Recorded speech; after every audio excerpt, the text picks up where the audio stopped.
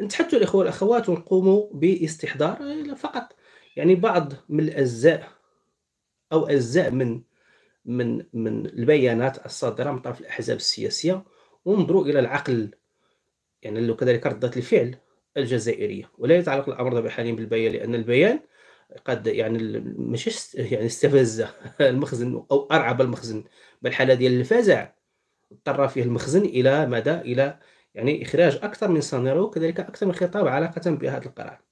أعربت أحزاب سياسية ومنظمات جزائرية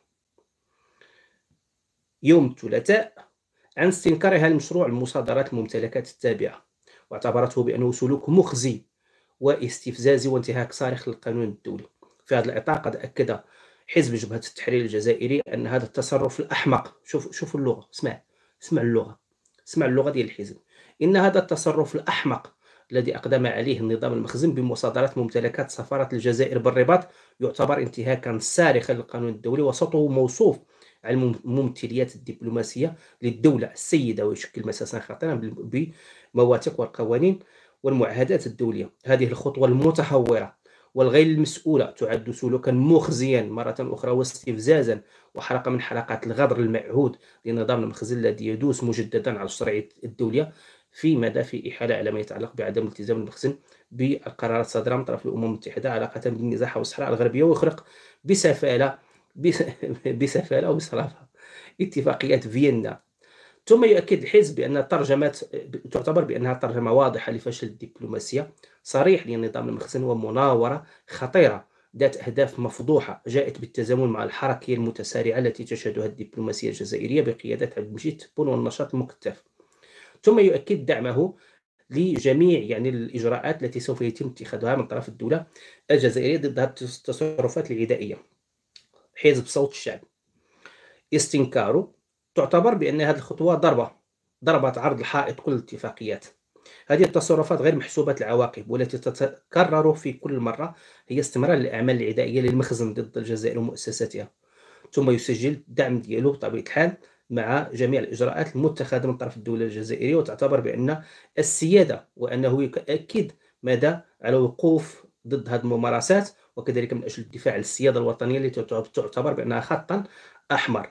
حزب الكرامة هذه الإجراءات العدائية التي باشرتها هي مخالفة صريحة للأعراف، وكذلك تنم على المستوى المتدني الذي بلغه هذا النظام، وهو يصعد من أدائه ضد الجزائر خدمة لأجندات اللي هي خارجية أي الصهيونية والشر المتحالفة معه. وهناك كذلك ما يرتبط بالمنظمة الجزائرية للبيئة والمواطنة في بيان لها المسار التصعيدي الجديد الذي يسلكه، كذلك فيه يعني تحت حجج واهية للتمويه، وكذلك فيه استنكار ويعتبر بأنه بالنسبة لها ممارسات اللي هي شنيعة وغيرها من الأمور. شوفوا اللغة الصادرة من طرف البيانات. إلى حدود الآن لم يتم تناول هذا الموضوع.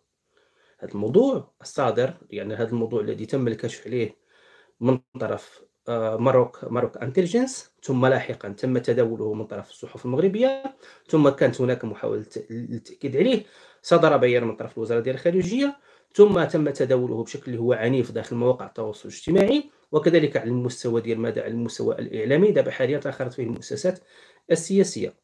إلى حدود الآن لم يسمح بالحديث على هذا الموضوع داخل البرلمان المغربي، الحديث عليه يعني من طرف او اصدار ولا خطاب واحد او كذلك تصريح واحد من طرف اي مسؤول تيتكلم معك تيقول لك مسؤول دبلوماسي رفض الكشف على الصفه ديالو او كذلك على الاسم ديالو. شان كذلك ما يتعلق يعني يعني المسؤولين العسكريين يرفضون الكشف على الاسماء ديالهم، وكاننا حنايا دابا حاليا في تسريب ديال المعلومات. لا، هذا خاص يكون هناك مسؤوليه، خاص يكون كذلك يجب اتخاذ كذلك يعني التصريح، وتكون هناك تصريحات اللي هي مسؤوله ومعلومه وتمثل المؤسسات من اجل كذلك اولا الحد من هذا النزيف، الحد من هذا التوتر، الحد كذلك او كذلك توضيح هذا القرار. هل سيتم اتخاذ القرار او لن يتم اتخاذ القرار؟ هل القرار يعني بالنسبة للمغرب بأنه محسوم؟ هل ستستعيد ردود الفعل ديال الجزائر هي مؤسسة أو أنه تنطلق من قرارات اللي هي حقيقة بأنها رسمية، أو أنها إلى حدود الآن بالنسبة للسلطات المغربية بأنها غير رسمية، خاص توضح الصورة حتى إلى حدود الآن الصورة هي ضبابية. ولكن اللي واضح لنا هو أن هناك مدى تصعيد من الطرف الجزائري، تصعيد قوي جدا من الطرف الجزائري. في المقابل الأحزاب السياسية المغربية صامتة، المؤسسات صامتة، الدبلوماسية المغربية صامتة، لا يوجد أي تصريح، فقط هناك تخبط، وكأنه هو البيان خلق واحد النوع ديال الشلل، شلل حقيقي بين الصفوف ديال المخزن، لدرجة أنهم إلى حدود الآن لا يستطيعون التعامل.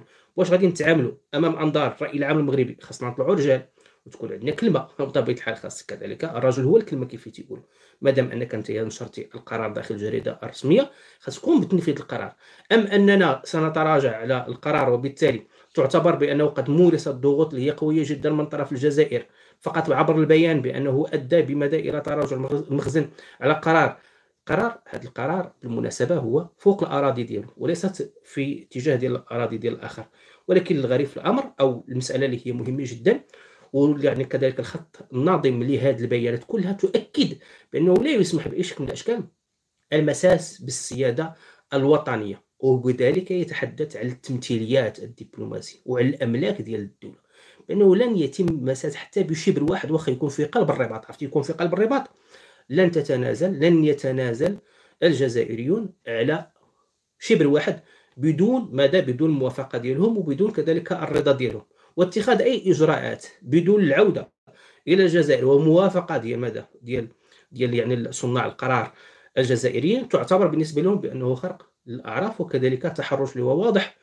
ثم ما نعاود لكمش يعني الكميه ديال السب والشتم اللي تلقاها المخزن دابا حاليا، وكذلك الاهانه التي تلقاها المخزن عبر هذه البيانات الصادره من طرف هذه الاحزاب السياسيه. وبالمناسبه هي تمثل ممثله داخل البرلمان يعني البرلمان الجزائري. وهذه امور اللي هي مهمه جدا يعني علاقه بهذا الامر الى حدود الان نؤكد بان المخزن لم يقم باي رده فعل، فقط هناك مدى نقاش يتقدمه منار السليمي والصحيفه وهيسبريس وتسريبات من هنا ومن هناك، وكذلك مصادر غير معلومه تتحدث عن نفسها بدون انها تتخذ يعني كذلك توضعنا في الصوره بشكل اللي هو صريح.